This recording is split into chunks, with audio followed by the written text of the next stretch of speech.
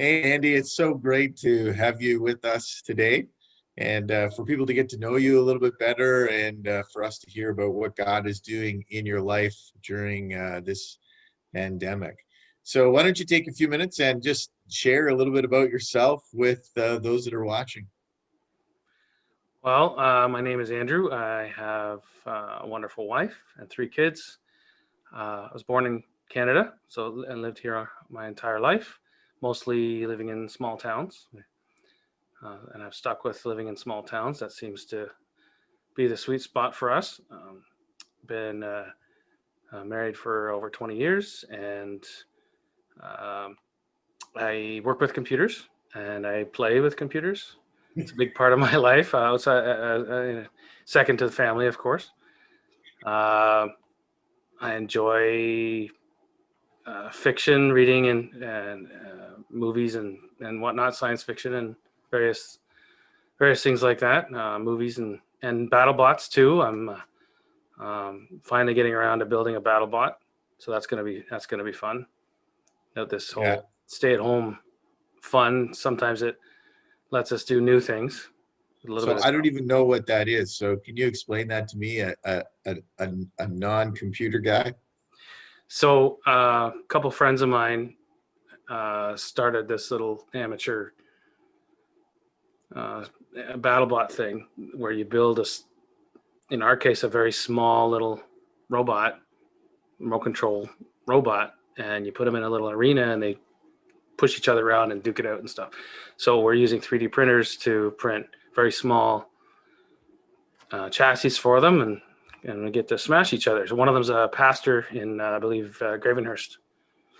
I'll be Cool, cool. competing with him soon. Oh, cool. That's fun. I actually I didn't even know you were doing that kind of stuff. You you keep those things quiet. Well, that's fairly new. That's a fairly new development with the recent having a lot of time to stay at home. So we do the designs online remotely, and I send a design to one of my friends, and he has a 3D printer, and he prints up the parts, and we uh, we ship the parts around, and but it's a fairly new project. Oh, cool, cool. So what are you looking most forward to when these COVID restrictions are over? Believe it or not, socializing. I'm not completely an extrovert, but I must be able to have the freedom to just have a barbecue, invite people over, or go to the movies, or interact with people without masks, and just the freedom of just getting up and doing something, go camping or whatever. So that's any of those things I'm looking forward to.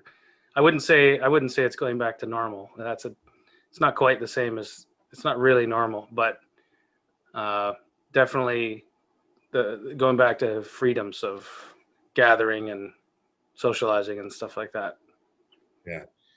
So you have been working from home right from the beginning of this. Yeah, middle of What's that March. been like? So about 11 months or so is, yeah, it's different. There's five of us in this small house, so that's a fun challenge. Uh, one of my kids is in school at home, so him and I are in the house all day. I'm working and in a little makeshift office. It's tough in a way. The daily, weekly routine was tough to get used to, and changing. It changes a lot of things we do, like remembering to just go check on the cars every once in a week because we don't drive anywhere. Little things like that aren't little anymore, or going going outside for walks more because you're not going anywhere. It's changed, so it's been a little difficult. I thought it wouldn't be. I thought it would be easy, just stay at home, but it's definitely different. And Yeah, because you're starting to push 11 months that you've been at home. yes, it's a long time, and a lot of it with five of us in the house most of the time because some of the schools have been done online as well. That becomes a bit of a challenge. There's a bit of a squirreliness happening in the house with the family members wanting to get out, and I mean it's winter now, but wanting to get out and just do stuff. Yeah, yeah. I have not been in the same position as you. where I've been working from home for 11 months. So good job, good job. So in the midst of this kind of COVID life, what's been motivating you to get up out of bed in the morning to sort of deal with these challenges that you're facing? Well, basically my alarm clock. Uh, well, like the routine of my daily job, the routine really is a big deal to me. That works best, just having that weekly, daily routine. Uh, and of course, the motivation of actually getting stuff done is providing for the family and all that, of course. But uh, having a routine really helps me. I can stick to that and have a certain times of the day for work, and then we get to gather as a family for dinner, and all that daily stuff really helps for me. Oh, I take it you're doing more of the cooking now? Actually, thankfully, no, they don't let me cook as much. That's a good thing. No, the kids have been given responsibility to cook more. So Oh, so let's just talk about this for a little bit. Um, Kids are staying at home, and so you've increased the responsibility load for the kids. yes, Tell me more about that. that was a very wise idea my wife had. Uh, we've been doing it before, but it's increased since we've all been home. So the three of them, they rotate, and they actually cook full meals every day, and they rotate. So they're learning different things about cooking and actually going out and doing some of the planning for the shopping as well, and planning a meal and stuff. So that's been a nice opportunity to get them engaged, because it's in the house all day. It helps to have things to do, interact with people outside and whatnot, but also learning different things to cook and whatnot. Oh, cool. That's a great way to engage your kids and help your kids through this time. So, if you could do anything right now in COVID, if you just had one day to do something, what would you do? What would be the thing Andy would do? Turn off my alarms and have the freedom to just get up and go and do stuff without a schedule. Just go outside and not worry about restrictions, and just take the family and, I don't know, do a road trip or just go somewhere and with people, or just go on the road or whatever. Just the freedom of that. I think it's the biggest thing. Just about anything, really. Uh, just do things on a whim. Just go visit somebody. Uh, go to the movies, something stuff with the family or whatever. That kind of freedom. That would be that's the first thing that comes to mind.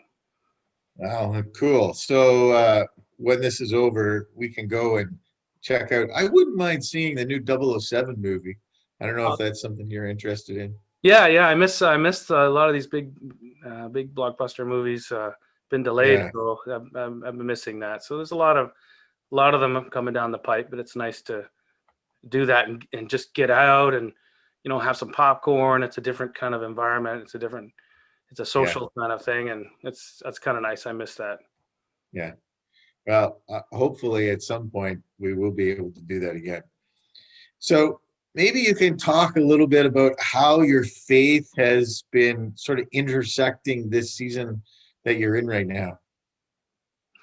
Well, it is in some ways a bit of a challenge, but it's also not, in a way where a lot of things going on right now seem so chaotic, and there's a lot of fear going on. But with our faith in eternity and in God, we already know our plan. We already know how things end, in a way, even though it's still scary. So that, I think, helps, and it's in especially when we interact with each other, when certain people are fearful and at different degrees of fearfulness, and realizing, yes, it's chaotic, and these feelings, our human feelings, are real,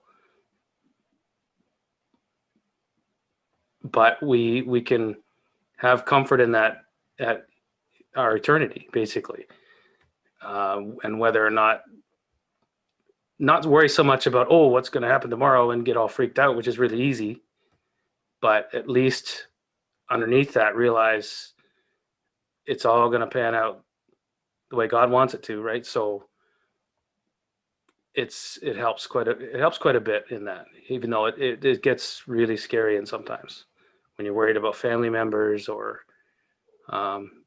different mental issues, of maybe people that gets tough real fast, and maybe older family members, it gets really tough. But that element of having faith in your eternal plan is really helps. Your eternal promises.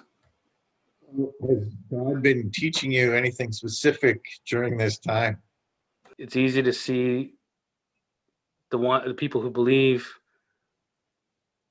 in in in the promises of God and an afterlife in that sense, whereas those who don't have different priorities, it's a little easier to see, I think, sometimes. So I'm learning a little bit about that, and the fact that there's kind of a line being drawn really a lot more clearly now, I think, in the world. And those people who might not know what they believe in. Mm-hmm. Yeah. Well, that's some deep thoughts from Andy as you've been, reflecting on your time during the pandemic. Anything else you want to share with us? Any other thoughts that you have that'd be great? Only that I hope we can go get some steak sometime soon. Yes, that would be good. And it would be great to get together and do some big barbecue too. Yes, That would be yes, fun. Yes, to get like a big barbecue. yes, that would be Um, awesome. Or go on a big road trip and get a bunch of people and go camping, something, anything. yeah, yeah, that'd be cool. Well, thank you so much, Andy, for sharing with us today. It's been great to get to know you better and to just kind of hear your perspective on the pandemic and how God's been working in your life. So thanks so much for your time. Thanks for the call. I'll see you around. Yeah, talk again. Bye.